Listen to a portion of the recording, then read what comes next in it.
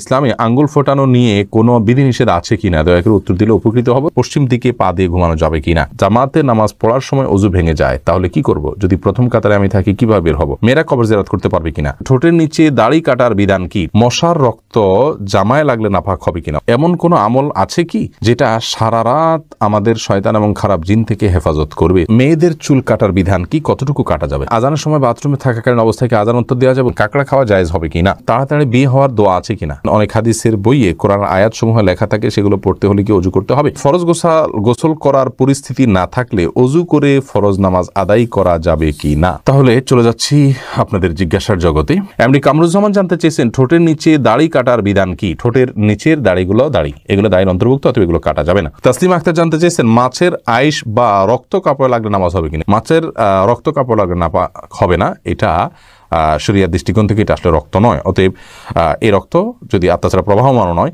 বিধায় এই রক্ত কাপড়ে লাগলে নামাজ হবে, কোনো অসুবিধা নেই। আইস লাগলে তো হবেই, কোনো অসুবিধা নেই। এরপরে মঞ্জুরা সুলতান আপনি জানতে চেয়েছেন মেয়েদের পিরিয়ডের সময় কি দুরূদ শরীফ পড়া যাবে? উত্তর হলে পড়া যাবে। আর পিরিয়ডের সময় কি অজু করে তাসবিহ পড়া যাবে? অজু জরুরি না, আপনি বিনা অজুতেও তাসবিহ পড়তে পারবেন এবং দুরূদ পড়তে পারবেন, কোনো অসুবিধা নেই। সাবেদ পপি আপনি জানতে চেয়েছেন এমন কোন আমল আছে কি যেটা সারা রাত আমাদের শয়তান এবং খারাপ জিন থেকে হেফাজত করবে? সূরা বাকারার আপনার আয়াতুল কুরসি যেটি আছে সেটি আমাদেরকে শয়তান থেকে ইনশাআল্লাহ নিরাপদে রাখবে।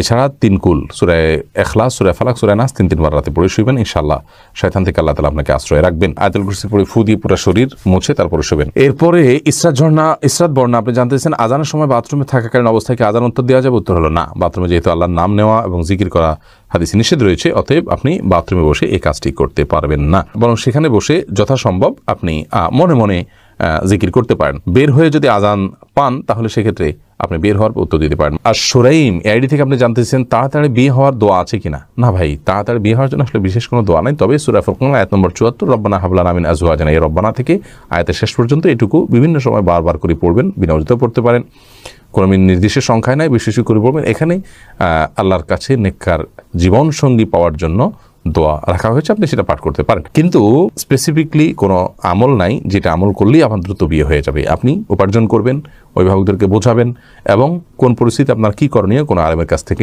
ডিরেকশন নিয়ে আপনি ডিসিশন নেবেন, ইনশাআল্লাহ বিদিনিল্লাহ আল্লাহ রাব্বুল আলামিন সহজ করে দিবেন। শাহাবুদ্দিন সরকার জানতে চেয়েছেন ফরজ গোসল করার পরিস্থিতি না থাকলে অজু করে ফরজ নামাজ আদায় করা যাবে কি না? পরিস্থিতি নাই বলতে কি? যদি এমন হয় আপনি যেখানে আছেন সেখানে দীর্ঘ 2-3 মাইল এরিয়া পর্যন্ত কোনো পানি নেই, অথবা আপনি পানি আনতে পারেন সেরকম কোনো ব্যবস্থাপনা নাই, পায়ে হেঁটে মাইল যাওয়া ছাড়া উপায় নেই, তাহলে সেক্ষেত্রে আপনি তায়াম্মুম করতে পারেন। অল্প পানি থাকলে সেটা দিয়া আপনি অজু করলেন। কিন্তু পরিস্থিতি নাই বলতে লোকজন দেখে যাবে, আপনার কাপড় ভিজে যাবে, দ্বিতীয় কাপড় নাই, ভেজা কাপড় দিয়ে আবার নামাজ পড়তে হবে, বা এরকম কোনো কজ যেগুলো আসলে আপনার জন্য কঠিন হলেও অসম্ভব নয়, তাহলে সেটাতে সেই পরিস্থিতিতে আপনার এটা চলবে না। আর ফরজ গোসলের বিপরীত হলো মূলত তায়াম্মুম। যদি করতে না পারেন তাহলে সেক্ষেত্রে আপনি তায়াম্মুম করবেন। আব্দুল্লাহ মামুন জানতে চেয়েছেন মহিলারা ঘরে একাকী নামাজ আদায় করার সময় একামত দেওয়া জরুরি কিনা? উত্তর হলো না, একামত দিতে হবে না। তাফহিম নাদিয়া জানতে চেয়েছেন অনেক হাদিসের বইয়ে কোরআন আয়াত সমূহ লেখা থাকে, সেগুলো পড়তে হলে কি অজু করতে হবে? না, যদি বইতে 2-4টা আয়াত হয়তো ভেতরে আছে, মূলত এটা কোরআনই শুধু নয়, তাহলে সেক্ষেত্রে ওইটা পড়ার জন্য অজু জরুরি নয়। তবে কোরআন আয়াত যেখানে লেখা আছে ওখানে স্পর্শ করবেন না। এরপরে সিরাজুল ইসলাম নবীন জানতে চেয়েছেন টয়লেট থেকে বের হয়ে অজু করার কতটা জরুরি? অজু অবস্থায় থাকা ভালো, যথাসম্ভব আপনি টয়লেটে গেলেন, অজু করলেন, এখন টয়লেট থেকে যেহেতু বের হয়েছেন অথবা আপনি অজু করে নিতে পারলে ভালো, কিন্তু এটা আপনার জন্য জরুরি না, মোটেও জরুরি না যে টয়লেট থেকে বের হলেই আপনাকে অজু করতে হবে, এমনটি কোনো কথা নেই। এরপর সাব্বির আহমেদ জানতে চেয়েছেন জামাতে নামাজ পড়ার সময় অজু ভেঙে যায় তাহলে কি করব? যদি প্রথম কাতারে আমি থাকি কিভাবে বের হব? প্রথম কাতারে যদি আপনি থাকেন তাহলে সেক্ষেত্রে আপনাকে চেষ্টা করতে হবে বের হওয়ার জন্য। যদি বের হতে পারেন তো আলহামদুলিল্লাহ। যেমন কোনো মসজিদে, এখন মডেল মসজিদ যেগুলো হচ্ছে আমাদের দেশে, চারপাশে যাওয়ার জন্য, হাঁটার জন্য কিছু জায়গা আলাদা রাখা আছে, টাইলস রাখা আছে, তো সেগুলোতে আপনি হেঁটে যেতে পারলে যাবেন। আর যদি খুব বেশি দীর্ঘ অনেকগুলো কাতার না থাকে, পেছনে 1-2-3টা কাতার থাকে, তাহলে হালকা ফাঁক করে আপনি বের হয়ে যাবেন।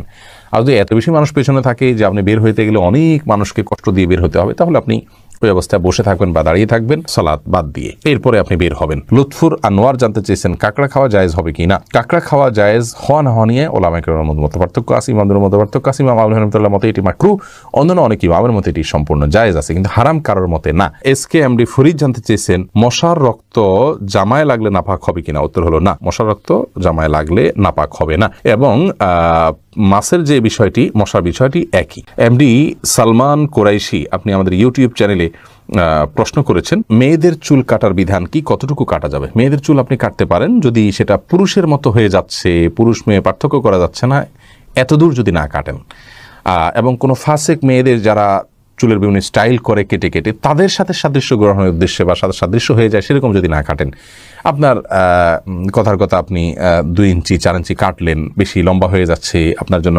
কন্ট্রোল করা কঠিন হয়ে যাচ্ছে, আপনি কাটতে পারেন। উম্মুল মুমিনিনদের কেউ কেউ চুল কেটেছেন, এটি বিশুদ্ধ হাদিস দ্বারায় প্রমাণিত।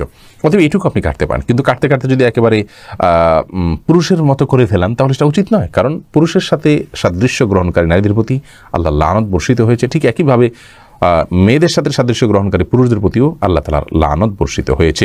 রাতে কি হাত ও পায়ের নখ কাটা যাবে কিনা জাকির হোসেন জানতে চেয়েছেন। যাবে, কোনো অসুবিধা নেই, হাত পায়ের নখ রাতে কাটাতে কোনো অসুবিধা নেই। আব্দুল্লাহ তাহের আপনি জানতে চেয়েছেন, আমার শ্বশুর শাশুড়ির কোনো ছেলে নাই, সেক্ষেত্রে আমার দায়িত্ব একটু বলবেন।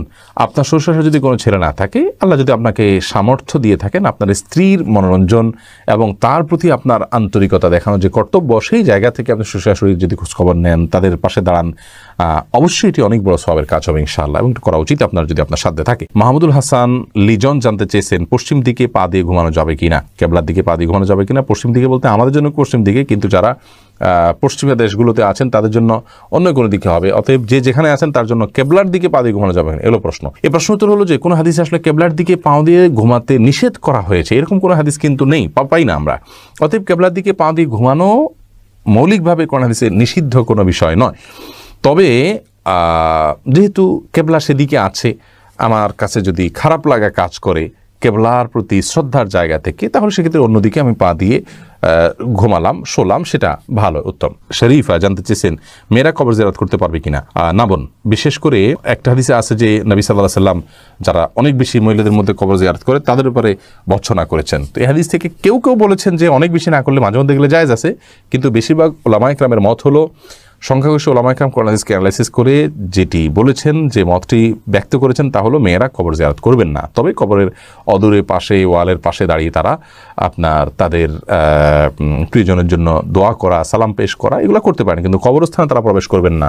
এর অনেক কারণের একটা হলো তারা খুব আবেগপ্রবণ হয়ে থাকেন, ভেঙে পড়েন, পুরুষদের গ্যাদারিং অনেক বেশি থাকে, এই যে বিষয়গুলো, এই বিষয়গুলো সহ আরও অনেক কারণে তাদের কবরও জিয়ারত করতে নবী সাল্লাল্লাহু আলাইহি ওয়াসাল্লাম নিষেধ করেছেন বিভিন্ন হাদিসে। এস এম মঈদ আপনি জানতে চেয়েছেন, ইসলামে আঙ্গুল ফোটানো নিয়ে কোনো বিধিনিষেধ আছে কিনা? দয়া করে উত্তর দিলে উপকৃত হব। সালাতের মধ্যে নামাজরত অবস্থায় আঙ্গুল ফোটানো নিষেধ আছে। এটা একটা হলো এটা নামাজের মনোযোগের খেলাফ। নামাজের মধ্যে যে আমাদের খুদু অবলম্বন করতে হয়, একেবারে একাগ্র চিত্তে এবং আপনার ধীরস্থির এবং আপনার স্থির ভাবে সালাত আদায় করতে হয়, সেই স্থিরতার খেলাফ এই আঙ্গুল ফোটানোটা। এই জন্য এটা হাদিসে নিষেধ আছে এবং এটাকে মাকরুহ বলা হয়েছে। তবে মৌলিকভাবে আঙ্গুল ফোটানোটা যেহেতু অস্বাস্থ্যকর একটি বিষয়, এখন আমরা বিজ্ঞান থেকে এটি জানতে পারি। অতএব প্রয়োজন ছাড়া বলতে এই সালাতের বাইরেও আপনার আঙ্গুল ফোটানো অনুচিত, কিন্তু শরীয়তে বা বিধিনিষেধটা শুধু সালাতের জন্য রয়েছে। সালাতের বাইরে কেউ আঙ্গুল ফোটালে সেটি নিষেধ হবে এরকম কোনো কথা নেই।